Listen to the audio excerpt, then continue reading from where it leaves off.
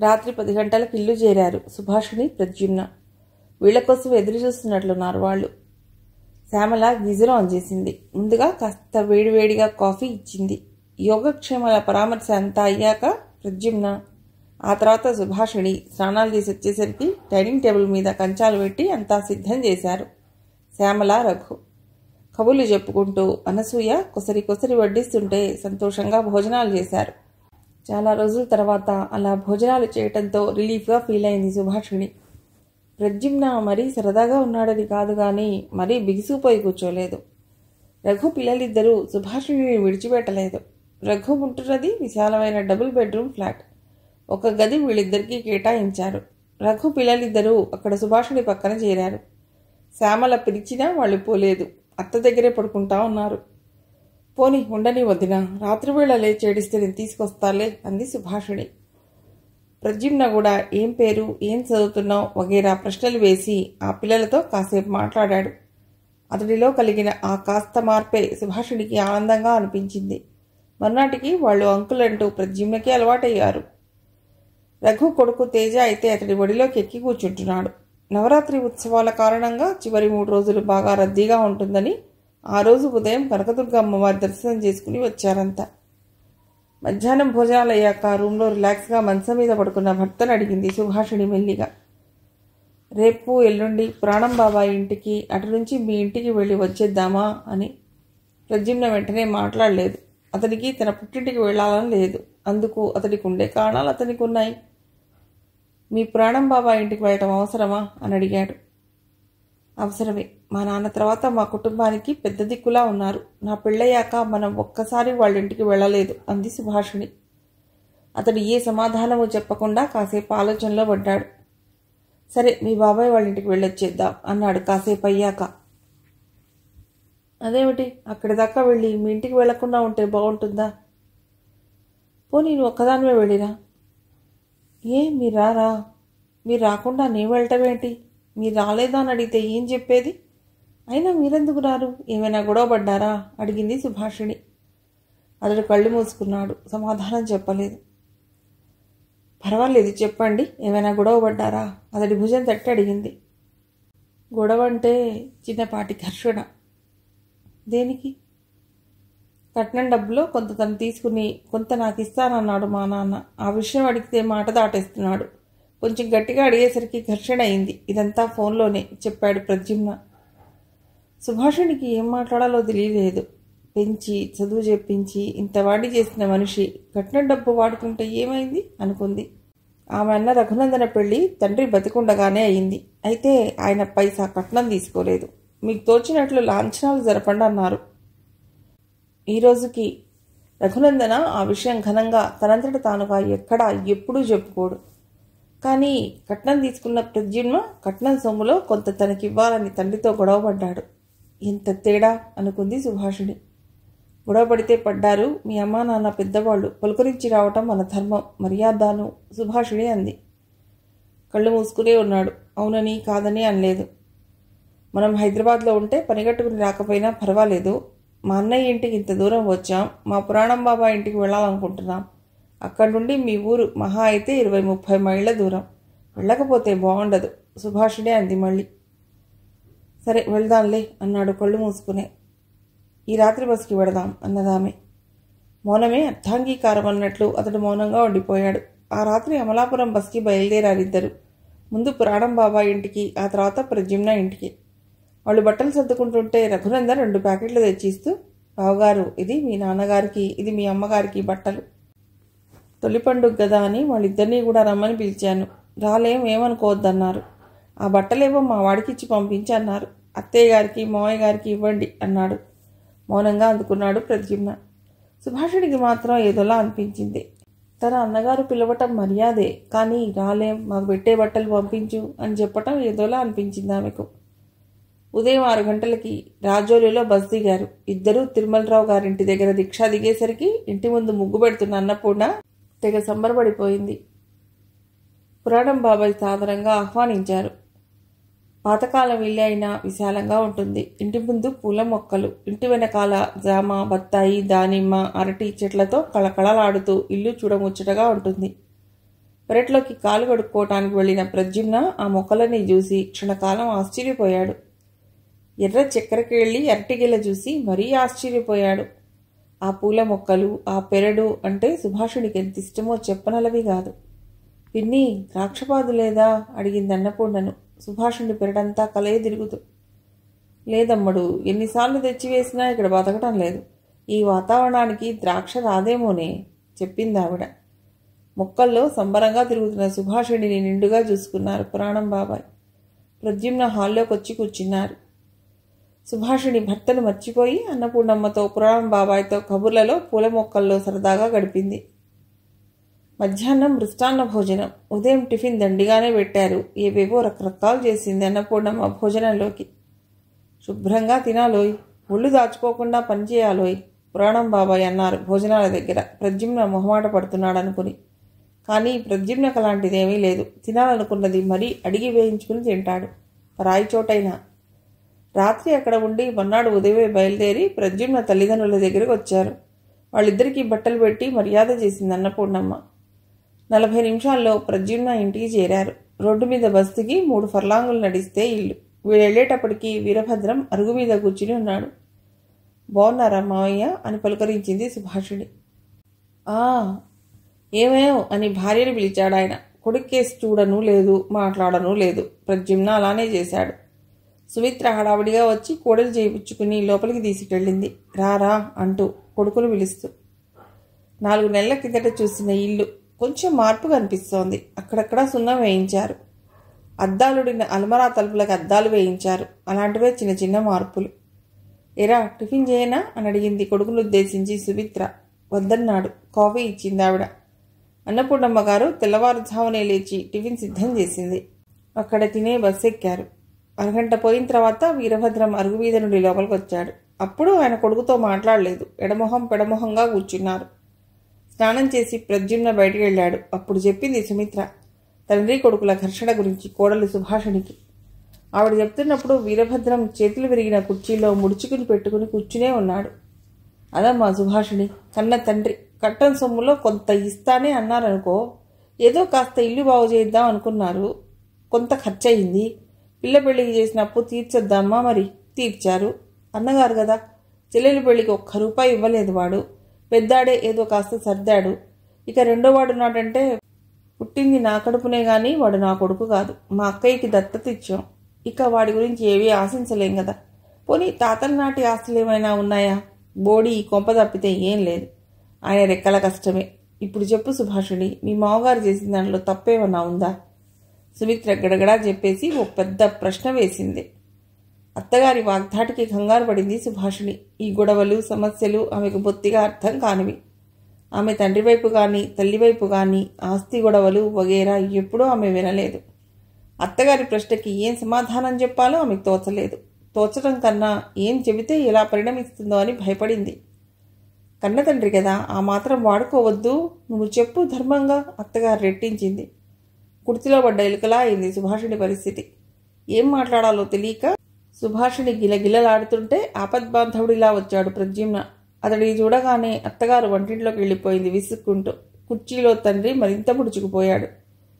ప్రద్యుమ్న వెనక బద్దలు విరిగిపోయిన కుర్చీలో కూర్చుని ఇంటికి సున్నంగాని వేయించారా అని అడిగాడు. ఇటు తండ్రికి అటు తల్లికి వినిపించేలాగా.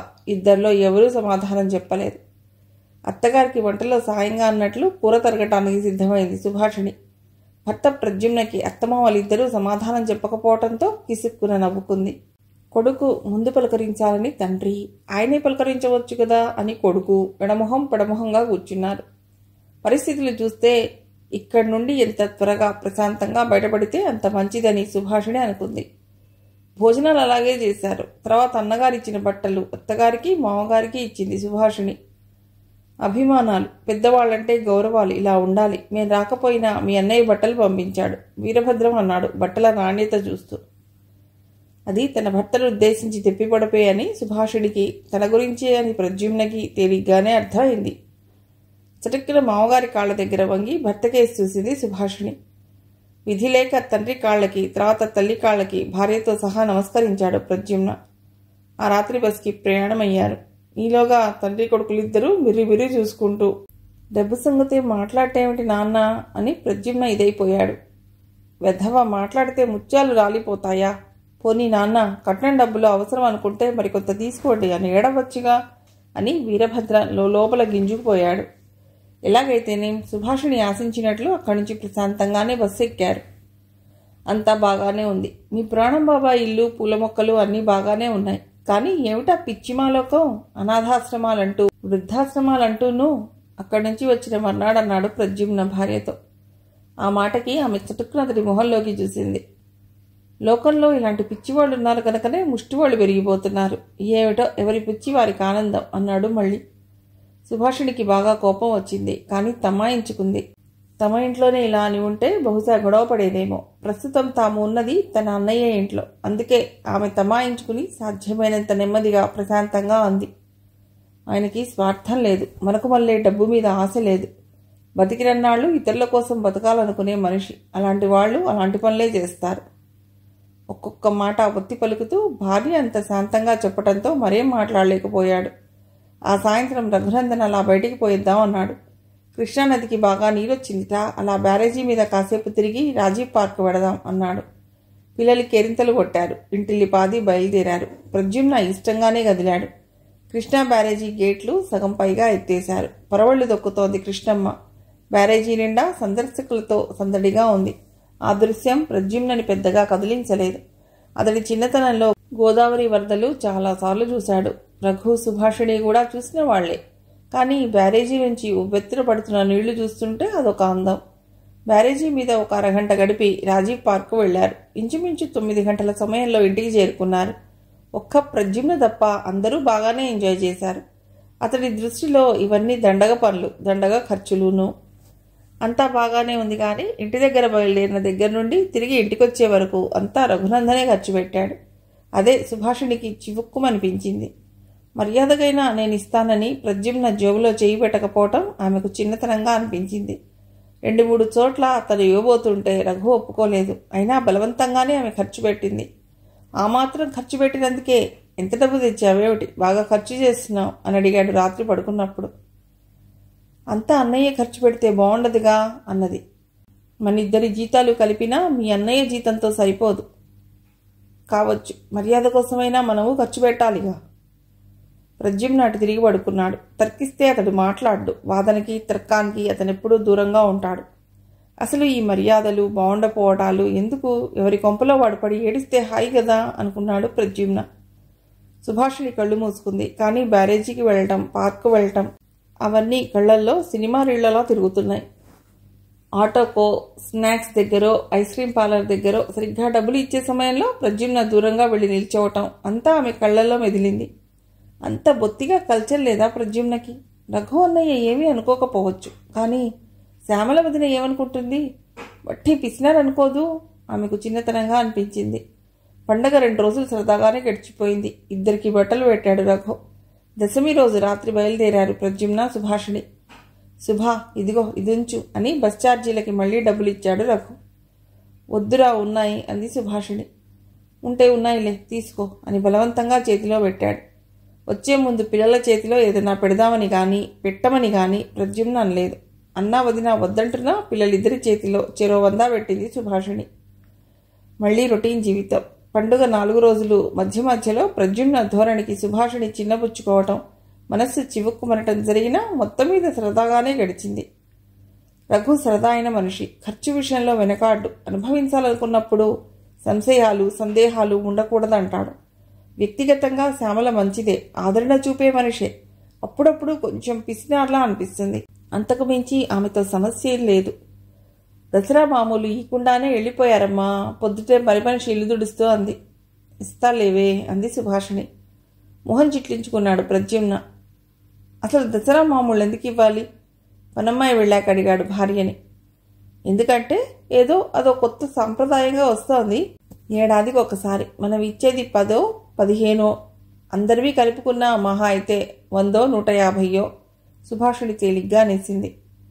100, 150నా? సాంప్రదాయం ఏమిటి? నా బొందా. వాళ్ల సొమ్మేదో మన దగ్గర దాచిపెట్టినట్లు. ఎందుకు ఇవ్వాలి? ఎంత ఇచ్చావు పని మనిషికి? ఏదో ఇచ్చానండి. అదే ఎంత? 15, 5 రూపాయలు తక్కువ చెప్పేది సుభాషిణి. అదే నువ్వు చేసిన తప్పు. ఇంట్లో పనిచేసినందుకు డబ్బులు ఇస్తున్నావు, ఇక ఇలాంటివి ఎందుకంట? పోనీలెద్దురు, ఒక పూట మనం టిఫిన్ తినంత లేదు. నలుగురు ఇస్తున్నారు, మనం ఇచ్చాం.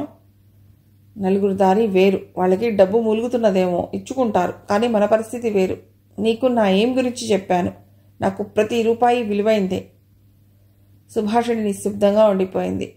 ఇంట్లో ఉంటున్నది ఇద్దరం, అసలు మనకి పని మనిషి అవసరమా అని అడిగాడు ఆమె మౌనంగా ఉండిపోవటంతో. దానికి సుభాషిణి మాట్లాడలేదు. కిచెన్లోకి వెళ్ళిపోయింది. పనమ్మాయిని మాన్పించే, నెలకి 300 మిగులుతాయి అన్నాడు కాస్త గట్టిగానే. సమాధానం చెప్పలేదు సుభాషిణి. ఆమె ఈ అపార్ట్మెంట్లో అద్దెకొచ్చిన దగ్గర నుండి చాలా రోజుల నుంచి ఈ అమ్మాయే పనిచేస్తుంది నమ్మకంగా. దొంగ బుద్ధులు లేవు, మర్యాద మన్నన ఉన్న మనిషి. మిగిలిన ఫ్లోర్లలో ఉన్న వాళ్ళు ఎప్పుడూ పని మనుషులతో గొడవే. పట్టుమని ఎవరింట్లోనూ 3 నెలలు పనిచేయరు. ఇలాంటి పనమ్మాయిలు దొరకటం కష్టం. ఆ విషయమే ప్రద్యుమ్నకు చెప్పింది అనునయంగా. ఈ సిటీలో నమ్మకమైన పనివారు దొరకడమే కష్టం. రేపు ఎవరైనా చుట్టాలు వచ్చినా ఆఫీసులకు వెళ్లే వాళ్ళం పనులు చేసుకోవటం కష్టం. దసరా మామూలు అడిగిందని మాన్పించేస్తే ఎలా? సాధ్యమైనంత కోపాన్ని దిగమింగుకుంటూ అంది. చూడు సుభాషిణి, పని మనిషి దొరకటం కష్టం అంటున్నావు. అసలు పని మనిషే అక్కర్లేదంటున్నాను నేను. ఎప్పుడో చుట్టాలు వస్తారని ఈ అనవసరపు ఖర్చులు భరించడం అనవసరం. నేను కొన్ని విషయాల్లో మూర్ఖుణ్ణి అంతే అనేసి లేచి బాత్రూంకి వెళ్ళిపోయాడు. అవాక్కయింది సుభాషిణి. ఇక భర్తతో ఘర్షణ పడదలుచుకోలేదు. అతడికి నచ్చజెప్పడము శుద్ధ దండగా అనుకుంది. ఆ సాయంత్రం ఆఫీస్ నుంచి వచ్చాక వచ్చిన పనమ్మాయితో ఇక రేపటి నుంచి రావద్దని చెప్పేసింది. పనమ్మాయి బిత్రబోయింది. దసరా మామూలు అడిగానన్నా అమ్మాయి గారు, పనికి రావద్దంటున్నారు అని బేలగా అంది. చాచా అదేం కాదే, మేము ఉండేది ఇద్దరం కదా, అందుకే. మళ్ళీ అవసరమైనప్పుడు నేనే పిలుస్తా, ఏమీ అనుకోకు అని ఆమెకి ఇవ్వాల్సిన జీతం కాకుండా మరో 200 అదనంగా చేతిలో పెట్టింది సుభాషిణి. పనమ్మాయి ఇష్టంగా అన్నట్లు వెళ్ళింది. సుభాషిణికి ఎలాగో అనిపించింది. ఇంటి పనే కాదు, ఏ చిన్న పని చెప్పినా కాదనకుండా చేసి పెట్టేది. చిన్నకి చితపకి అపార్ట్మెంట్ మెట్లు ఎక్కి దిగక్కర్లేకపోయేది. గబుక్కున కిరాణా షాప్కు వెళ్లాలన్నా విసుక్కోకుండా వెళ్లేది. తను పని మనిషినిలానే అభిమానంగా చూసుకునేది. సుభాషిణికి మనసు చివుక్కుమనిపించింది. వెళ్ళిపోతూ పనమ్మాయి బేలగా చూసిన చూపులు పదే పదే ఆమె కళ్లల్లో మెదిలాయి. అన్నం మాత్రం వడ్డి పడుకుండిపోయింది. రాత్రి 8 గంటలు దాటాకొచ్చాడు ప్రద్యుమ్న. కాలింగ్ బెల్ వినిపిస్తే లేచెళ్లి తలుపు తీసి కుర్చీలో కూర్చుండిపోయింది. అతడు బట్టలు మార్చుకుని వచ్చి కుర్చీలో కూర్చున్నాడు. టీవీ ఆన్ చేసి ఛానళ్లు అటు ఇటు మారుస్తూ ఓ అరగంట చూసి విసుగ్గా కట్టేసి బాత్రూంకి వెళ్ళాడు. అతడు బాత్రూం నుండి తిరిగి వచ్చాక కూడా సుభాషిణి కళ్ళు మూసుకుని అలాగే కూర్చుండిపోయింది. భోంచేద్దాం, 10 నిమిషాలు అయ్యాక అన్నాడు. ఆమె మౌనంగా లేచి కంచాలు పెట్టి వడ్డించింది. పొద్దుట చేసిన కూర కొంచెం ఉంది, పులుసు కొంచెం ఉంది, ఊరగాయ వేసింది. మాట్లాడకుండా ప్రద్యుమ్న తినేశాడు. ఆమెకైతే తినబుద్ధి కాలేదు. పనమ్మాయి చూపులే కళ్లల్లో మెదులుతున్నాయి. ఏదో తిన్నాననిపించి లేచింది. ఆ రాత్రి సరిగ్గా నిద్ర కూడా పట్టలేదు. పనమ్మాయిని మాన్పించినందుకు తను ఇంతగా బాధపడుతోందేమిటి? పనివాళ్లు మానేస్తుంటారు, వస్తుంటారు. చిన్న విషయాన్ని తాను భూతద్దంలోంచి చూస్తోందా? తనకో లక్ష్యం ఉందని, దానికి నువ్వు సహకరించాలని ఆయన చెప్పారు కదా. రూపాయి కూడబెడితే కదా 100 అయ్యేది. 100లు, 1000, లక్షలు కూడబెట్టాలంటే ఆయన చెప్పినట్లు ఎంత శ్రమించాలి? ఉన్నది ఇద్దరమే. ఈ మాత్రం దానికి 4 గిన్నెలు తోవటానికి పని మనిషి కావాలా? లేక స్టేటస్ సింబల్ కోసమే పని మనిషి కావాలనుకుంటున్నదా? ఈ అపార్ట్మెంట్లోకి దిగినప్పుడు పనిచేస్తానమ్మా అంటే సరేనంది. మన ఇద్దరికీ పని మనిషి ఎందుకే అని అప్పుడు అమ్మంది. ఇప్పుడు ఆయన అదే మాట అన్నాడు. తప్పే ఉంది. సుభాషిణి మనస్సు ద్వైధీభావంతో కొట్టుమిట్టాడింది. ఎప్పటికో అర్ధరాత్రి దాటాక నిద్రలోకి జారుకుంది సుభాషిణి. అప్పటికి ప్రద్యుమ్న సన్నగా గుర్రు పెడుతూ మంచి నిద్రలో ఉన్నాడు. ఆలస్యంగా నిద్రపోయినా తెల్లవారుజామున 5:30కే మెళకువ వచ్చింది సుభాషిణికి. బాల్కనీలో కుర్చీ వేసుకుని వెనక్కి వాలి అలాగే కళ్ళు మూసుకుని కూర్చుంది. శరదృతువు, చల్లటి గాలి వీస్తోంది. మనసంతా హాయిగా అనిపించింది ఆమెకు. అలా ఓ అరగంట కూర్చున్నాక లేచి బ్రష్ చేసుకునేసరికి వాచ్మెన్ పాల ప్యాకెట్ తెచ్చాడు. కాఫీ పెట్టుకుని తాగిన తర్వాత ఇల్లు ఉడ్చేసింది. తడిగుడ్డతో తొడవటం ఇక 2 రోజులకు ఒక్కసారే అనుకుంది. 8 గంటలవుతుంటే ప్రద్యుమ్న నిద్రలేచాడు. అతడు బ్రష్ చేసుకున్నాక కాఫీ ఇచ్చింది. అప్పటికే సగం వంట అయింది. ఆ తర్వాత రోజులాగానే హడావిడిగా తినటం, బాక్స్ పట్టుకుని బయలుదేరటం. 5 రోజులు గడిచిపోయాయి. పనమ్మాయిని మాన్పించి పెద్ద ఇబ్బందిగా అనిపించలేదు సుభాషిణికి. శనివారం ఉదయం వెనక్కి తిరిగి చూసుకుంటే గుండె గుబేలు అనిపించింది ఆమెకు. తన చీరలు, భర్త బట్టలు కలిసి ఉతకవలసినవి చాలా ఉన్నాయి. ఆ రాత్రి కొన్ని ఉతికి ఆరేసింది. మర్నాడు మళ్ళీ ఆ కార్యక్రమం పూర్తి చేసేటప్పటికీ ఆమెకి ఎక్కడలే నీరసం వచ్చేసింది. నడుము నొప్పి పెట్టేసింది. ఆ తర్వాత నుండి 2 రోజులకు ఒక్కసారే రాత్రే కొన్ని ఉతుక్కోవడం ప్రారంభించింది. అది కొంత సులువుగా అనిపించింది ఆమెకు. కానీ విశ్రాంతి అనేది లేదు. ప్రద్యుమ్న ఏ పనిలోనూ సాయానికి రాడు. అతడి తండ్రి వీరభద్రం కూడా అంతే. చేతుల్లేని కుర్చీలో ముడుచుకుని కూర్చుంటాడు. మగవాడు ఇంటి పనులు చేయటం నామోషి. సోమవారం రాత్రి 8 గంటలకి ఇంటికి వచ్చిన ప్రద్యుమ్న చాలా హుషారుగా కనిపించాడు. ఏమిటి విశేషం అని అడుగుదామని నోటి దాకా వచ్చిన మాటని టక్కున ఆపేసుకుంది సుభాషిణి. ఏం చెప్తాడో చూద్దామని. రేపటి నుండి నా సీటు మారిపోయింది, భోంచేస్తూ అన్నాడు. ఇప్పుడే సెక్షన్ ఆసక్తి లేకపోయినా అడిగింది. కాంట్రాక్టర్ల బిల్లులు వగేరా చూసే సెక్షన్. ఇక నుంచి పై సంపాదన కూడా వస్తుంది. పై సంపాదన? అదే ఆమ్యామ్య అన్నమాట ఉత్సాహంగానే అన్నాడు. సుభాషిణి అలాగా అన్నట్లు తలూపింది. అవును, మీ ఆఫీస్లో నీ సీటు మంచిదేనటగా అని అడిగాడు. ఎవరు చెప్పారు? మాజ్ ఆఫీస్లోనే అన్నారులే, రెండో వాడికి తెలియకుండా దండుకోవచ్చని. ఆ మాట సుభాషిణికి కంపరం పుట్టించింది. తన మనసులో భావాలు పైకి తెలియకుండా జాగ్రత్త పడింది. మంచి పార్టీ వస్తే వదలకు. వాళ్ళు ఇస్తామంటే ఎందుకు వదులుకోవాలి? మనం తీసుకున్నా తీసుకోకపోయినా పై లెవెల్లో వాళ్ళు పనులు చేయించుకోగలరు. నిజాయితీ అంటూ మనం ఫోజు కొడితే మనమే వెర్రివెధవలం అవుతాం. భోజనం ముగించి చేయగడుక్కుంటూ నీతివాక్యాలు బోధించినట్లు చెప్పాడు. నాకిష్టం లేదు అని చెప్పేద్దామని నోటిదాకా వచ్చింది, కానీ చెప్పలేదు. లంచం తీసుకోవటం తనకు ఎంతమాత్రం ఇష్టం లేదు.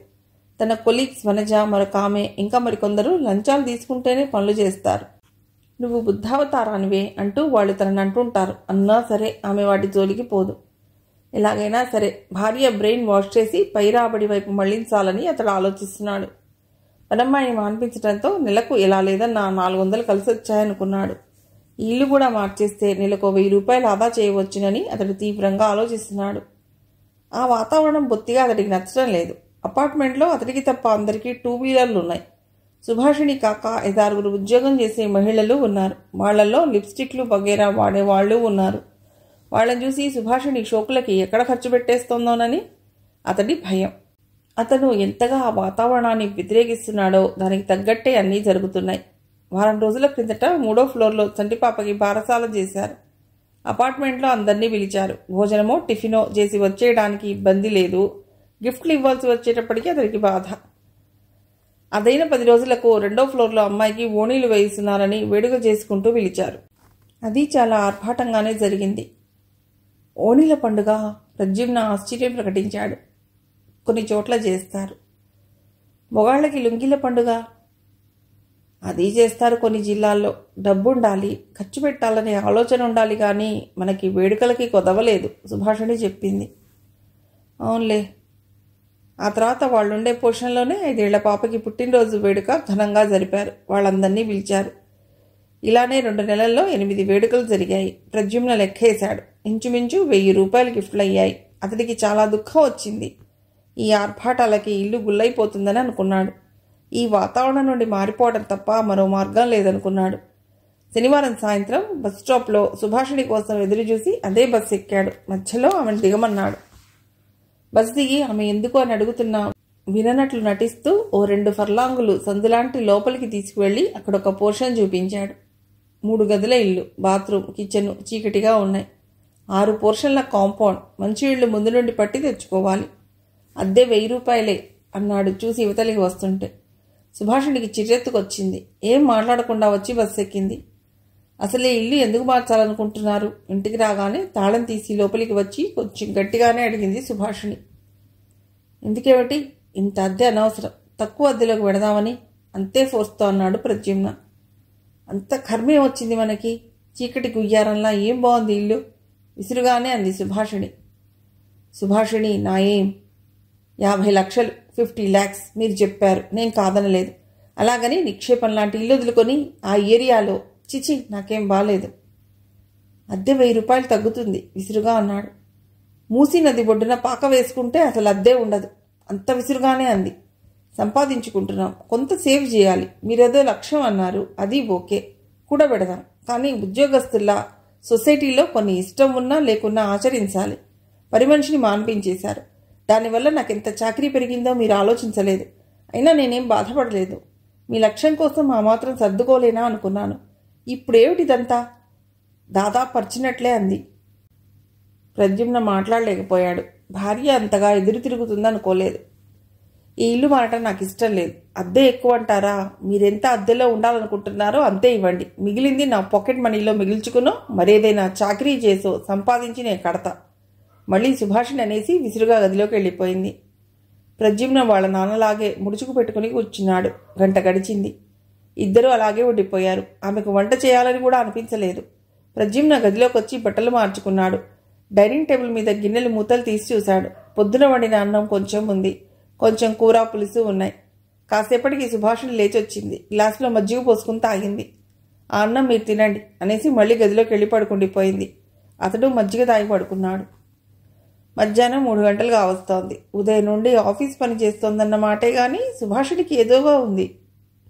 ఒంట్లో అనారోగ్యమో మనసులో దిగులో ఆమెకి ఏం తెలియటం లేదు. అర్జెంటుగా దిగులు పడవలసిన సంఘటనలు ఏం జరగలేదు. ఆ రోజు ఇంటి గురించి ఆమె ఎంత గట్టిగా చెప్పిన తర్వాత మళ్ళీ ఆ విషయం ఎత్తలేదు ఆమె భర్త ప్రద్యుమ్న. ఆ సంఘటన జరిగి 10 రోజుల పైనే అయ్యింది. ఆ రోజు ఎందుకో అనీజీగా ఉంది ఆమెకు. మధ్యాహ్నం బాక్స్లో తెచ్చుకున్నది తినాలనిపించలేదు. అంతా పారేసింది. క్యాంటీన్కి వెళ్ళి వేడివేడిగా కాఫీ తాగొచ్చింది. మరో అరగంటకి వికారంగా అనిపిస్తే బాత్రూంకి వెళ్ళింది. అక్కడ భళ్ళిలో వాంతి చేసుకుంది. గోడ ఆసరా చేసుకుని పట్టుకుని బయటికి వచ్చి వాష్ బేసిన్ దగ్గర నోరు పుక్కిలించింది. తలంతా తిరిగిపోతోంది. తూలి పడబోతూ గోడను పట్టుకుని నిల్చుండిపోయిన సుభాషిణిని యథాలాపంగా చూసిన వనజకు ఎందుకో అనుమానం వచ్చి చటుక్కున వచ్చి ఆమె పడిపోకుండా పట్టుకుని నెమ్మదిగా నడిపించుకుని వచ్చి కుర్చీలో కూర్చోబెట్టింది. చన్నీళ్లతో మొహం తుడిచింది.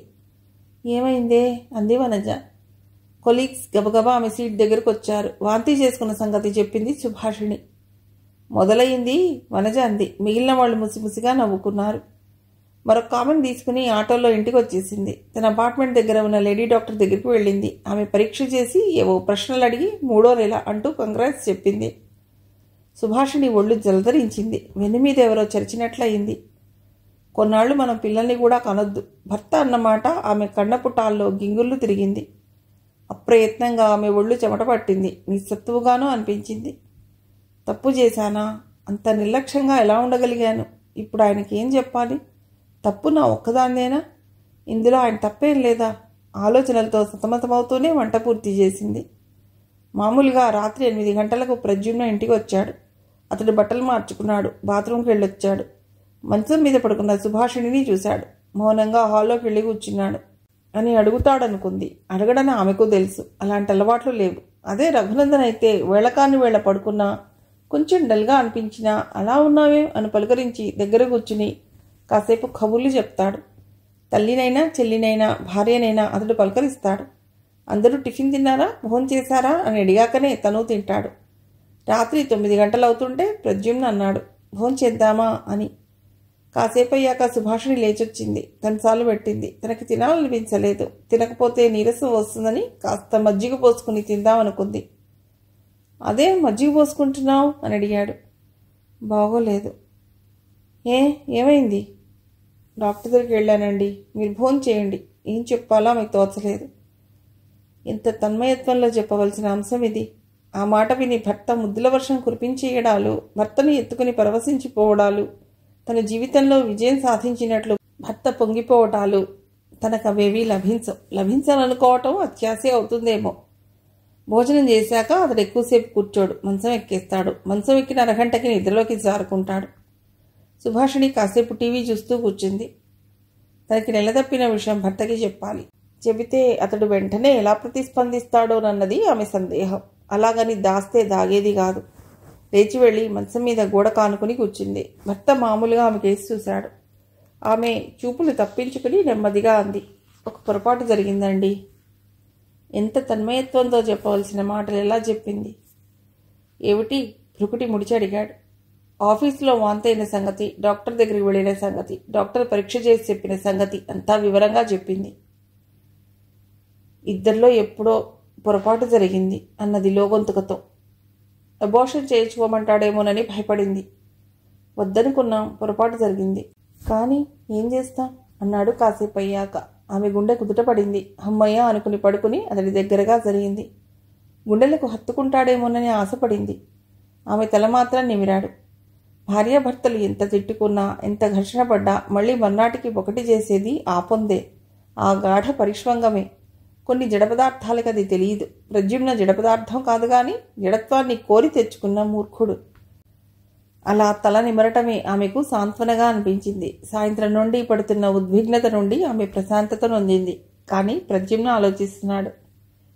ఇక ఆసుపత్రి ఖర్చులు, మందులు, టెస్టులు, బలవర్ధకమైన ఆహారం, మళ్లీ పని మనిషి, నెల నిండే కొద్దీ బస్సులో కాక ఆటోలు, ఆ పైన 2 నెలల్లో 3 నెలల్లో సెలవులు.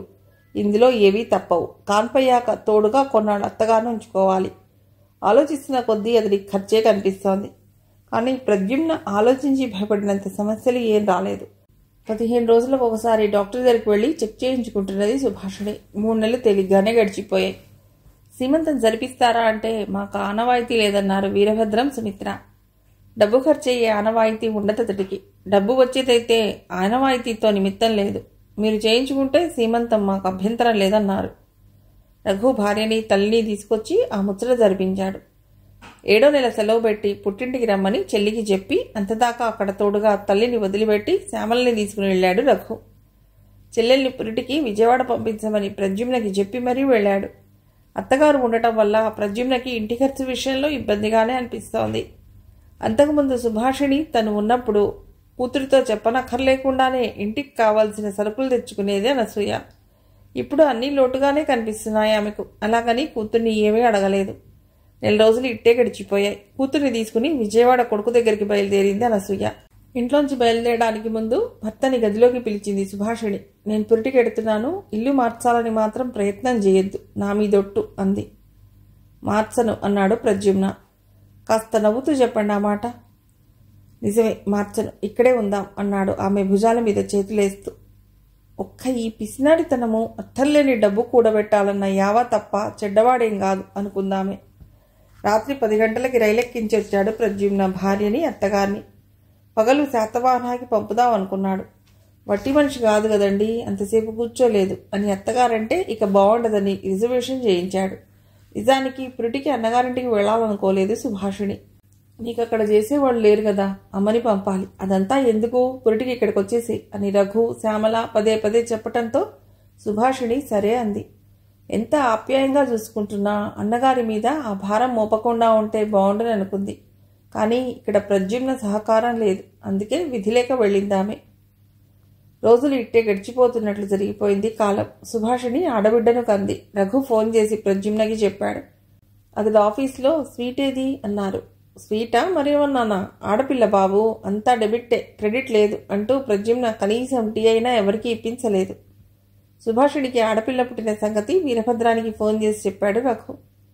తిక్క కుదిరింది వెధవకి, ఆడపిల్ల పుట్టింది, రేపొద్దున బోల్డ్ కట్నాలు పోసి బేడీ చేయాలి. రోజులు మారే, ఇదివరకటి రోజులు కావు అన్నాడు భార్యతో వీరభద్రం. ఆడపిల్లలంటే మాటలా, ఇన్ని సమస్యలు, సుమిత్ర అంది. ఓ ఉంగరం కొనుక్కురా, అంతకు మించి పెద్ద పరుగులు వద్దు. ఓ గౌను గుడ్డ కొను చాలు, మళ్ళీ విజయవాడ వెళ్ళి రావాలి, రాను బోను ఖర్చులున్నాయి. ఆ విధవకి ఇవన్నీ లెక్కలోకి రావు. నా కట్నం డబ్బులంటూ నిల్లుతున్నాడు. వీరభద్రం విసుగు కోపం కలగలిపన్నాడు. పురాణం బాబాయికి కబురు చెప్పగానే సంతోషించాడు. పోన్లేండి, మహాలక్ష్మి ఇంటికి వచ్చింది అని అన్నపూర్ణమ్మ సంతోషంగా అంది. ఆ రోజు 21వ రోజు, బారసాల. అమ్మాయి నక్షత్రం మంచిదే గనక శాంతి వగేరా ఏమీ అక్కర్లేదన్నారు. ముందు రోజునే పురాణం బాబాయి, అన్నపూర్ణమ్మ వచ్చారు. తొలికాన్పు బారసాల కదా అని వీరభద్రం, సుమిత్ర వచ్చారు. ఆ రోజు రాత్రి భర్తను అడిగింది సుభాషిణి, ఏం పేరు పెడదామని. మీ ఇష్టం అన్నాడు. మోడ్రన్గా ఉండే పేరు పెట్టుకోండి అని మా అమ్మ అన్నది. మీ అమ్మగారు ఏమంటారు? ఏమంటుంది? ఏమీ అనుకోదు, నీకు నచ్చిన పేరు పెట్టు. సుస్మిత అని పెడదామా? మీ అమ్మగారి పేరులో మొదటి అక్షరం కలిసి వచ్చేట్లు. అవును, బాగానే ఉంది, ఆ పేరే పెట్టు అన్నాడు ప్రద్యుమ్న. కొంచెం భారం తీరినట్లు అనిపించింది సుభాషిణికి. ఏవో లెక్కలు వేసి పంచాంగాలు చూసి అమ్మాయి జాతకం ప్రకారమనో లేకపోతే మా అమ్మది మహర్జాతకం, ఆమె పేరు పెడదామనో ఈ పాత పేరు పెడతాడేమోనని కంగారు పడిపోయింది. పోనీలే, పొదుపు పిచ్చితో పాటు ఇలాంటి సెంటిమెంట్లు కూడా ఉంటే చచ్చేదాన్ని అనుకుంది సుభాషిణి. అయితే ఆమె దసరా పండగకి అత్తగారింటికి వెళ్ళినప్పుడు తండ్రి కొడుకులు ఎలా ఎడమొహం పెడమొహంగా ఉన్నారో ఇప్పుడు అలాగే ఉన్నారు. వీరభద్రం వాళ్ళ ఇంట్లో ఎలా కుర్చీలో ముడుచుకుని కూర్చున్నాడో ఇక్కడ అలాగే కూర్చున్నాడు, మూతి సున్నాలా జుట్టి ముందుకు చాచి. తండ్రి కొడుకుల ధోరణి మిగిలిన వాళ్లు గమనించినా తెలియనట్లు ఊరుకున్నారు. కానీ రఘు మాత్రం సుభాషిణిని గదిలో ఎవరూ లేకుండా చూసి అడిగాడు, ఏమిటి సుభా, అబ్బా కొడుకులిద్దరూ మాట్లాడుకోరా అని. సుభాషిణి నవ్వేసి ఊరుకుంది. నీకేం ఇబ్బంది లేదు కదా? లేదురా నవ్వుతూ అంది. పోనీలే, అది వాళ్ళ ఇంటర్నల్ వ్యవహారం, మనకి అనవసరం, నువ్వు మాత్రం జోక్యం చేసుకోకు అని సలహా ఇచ్చాడు. బారసాల పీటల మీద కూర్చుని సుస్మిత అని పేరు చెప్పగానే ఫైన్, మంచి పేరు సెలెక్ట్ చేశారు అన్నాడు రఘు. శ్యామల అలాగే అంది. అవునోయ్, చాలా బాగుంది పేరు, సుస్మిత. మంచిగా నవ్వేది, మంచి నవ్వు. అర్థాలకేం ఎన్నైనా చెప్పుకోవచ్చు, పురాణం బాబాయ్ అన్నాడు. రఘునందన పిల్లలు దీప్తి, తేజ చెంగున సుభాషుడి దగ్గరకొచ్చి ఆమె ఒడిలో ఉన్న పాప దగ్గర మొహం పెట్టి సుస్మి అంటూ సందడిగా పిలిచారు. ఒక్కసారిగా అందరూ నవ్వుల్లో మునిగిపోయారు. రఘునందన తల్లి పేరు మీద మేనకోడలు సుస్మితకి బంగారు గొలుసు ఇచ్చాడు.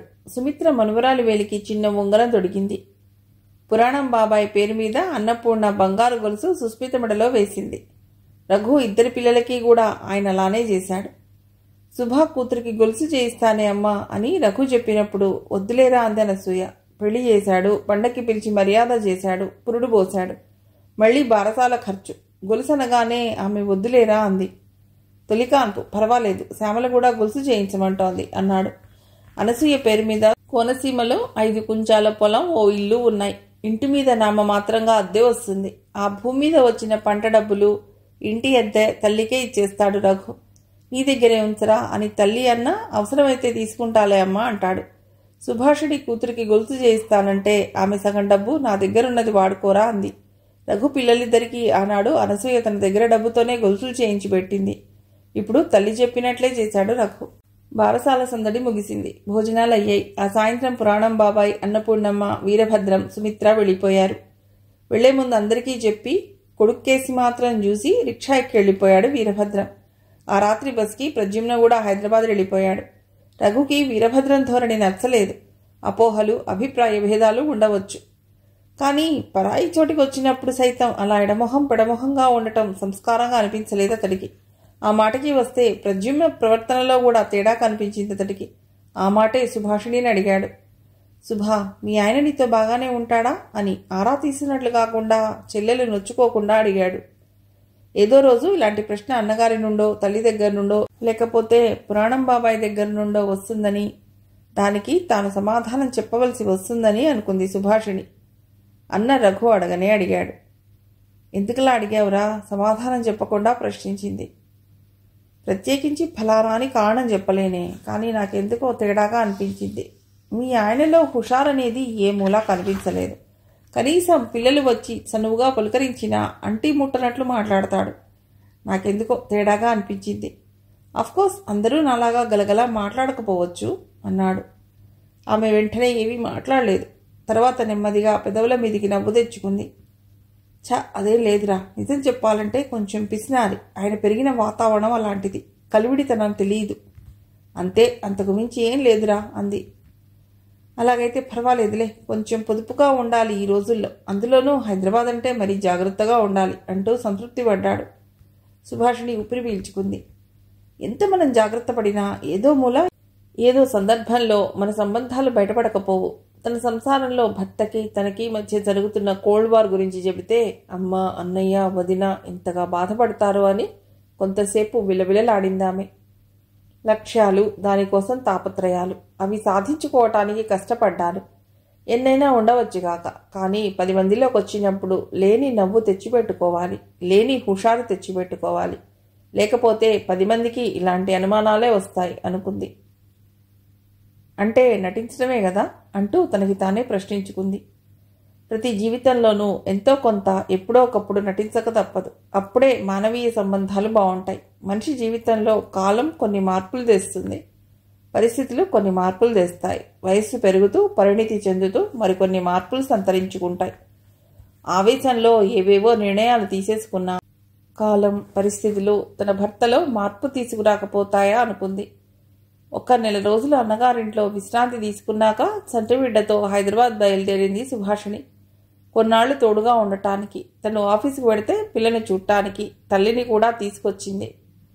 ప్రద్యుమ్న స్టేషన్కి వచ్చాడు. సుస్మిత కొంచెం ఒళ్ళు చేసింది. ముసిముసిగా నవ్వుతోంది.